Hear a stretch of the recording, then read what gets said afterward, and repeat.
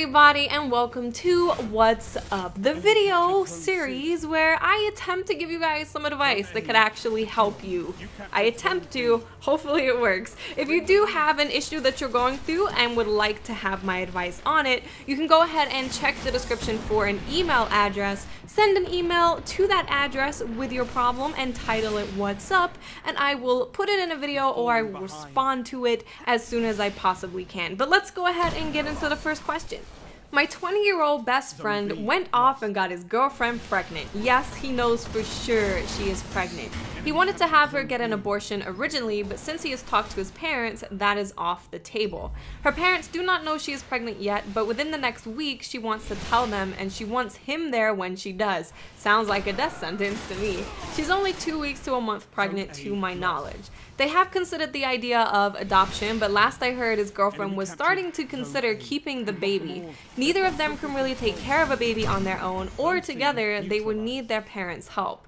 So I guess what I'm asking is, as a friend, how should I go about helping him? Should I try and talk to his family and girlfriend and try to sway them towards abortion, which I am against, or should I sway them towards adoption, or should I just try to not get involved?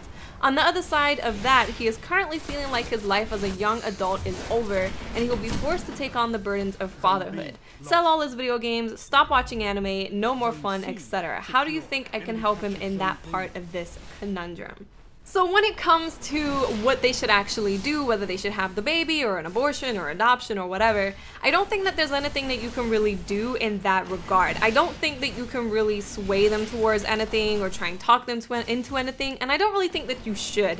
It's really going to be down to the families talking to each other, them talking to each other, and figuring out what they can do. If she wants to keep the baby, she's perfectly allowed to do that, and we can't really look at it as forcing him into fatherhood because he decided to have unprotected sex with her. Unless the condom broke or she was on the pill and something went terribly wrong, he made the choice of risking to have a baby. So we can't really say, oh well, now she's keeping the baby and she's forcing him into fatherhood, when he forced himself into fatherhood the moment that he stuck it in without any protection. So we can't really talk about that because that's a little ridiculous.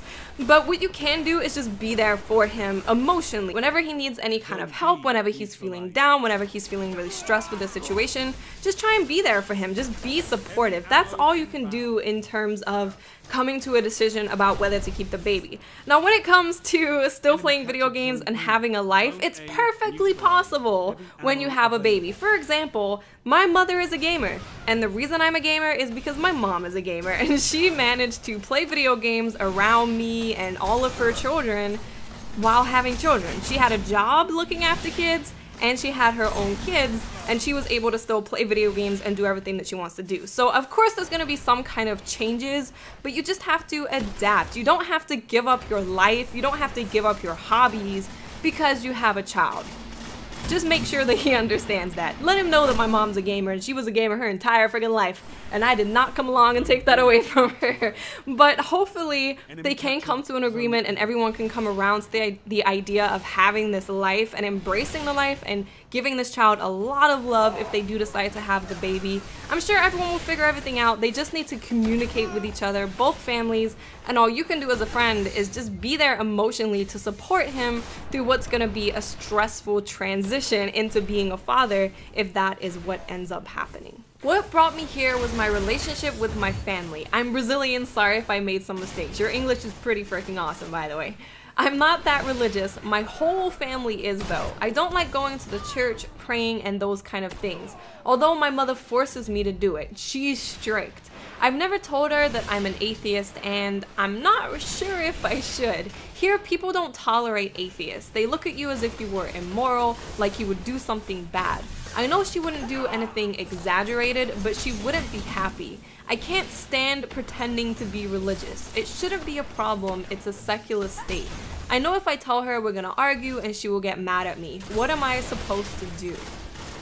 Religion. One of those topics where if you don't agree with someone who you're having a conversation with, they get really mad at you, which is really funny to me because there's so many different religions, there's so many different ways that people from different cultures and just different backgrounds choose to worship a higher being or choose to connect spiritually with whatever. There's so many different ways, yet it's the main freaking topic that people get mad at you about, they'll hurt you about when you don't agree with them. But let's not get into a religious thing, because I don't want to do that. I'm not touching that subject, except for right now.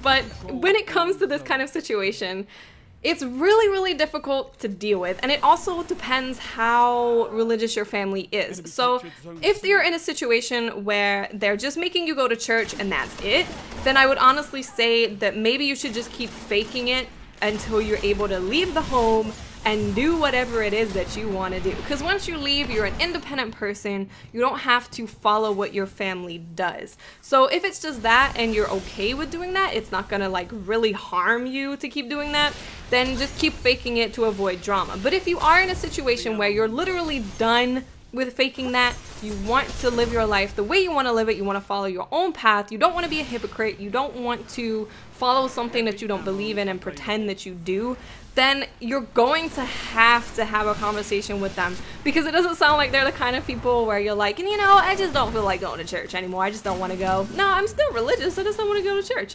It doesn't sound like you're gonna say that and they're gonna be like, okay son, sure.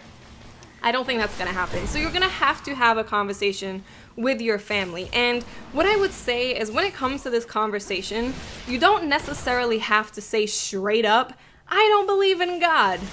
Your religion can go away. You don't have to say that. What you could say is that you're just personally studying different religions and different cultures because you're interested in different religions of the world, and you really want to study and find out more about everything so that you can make your own informed decision as to which religion suits you the most. That way you're not being like straight up, hey, I don't believe in a God.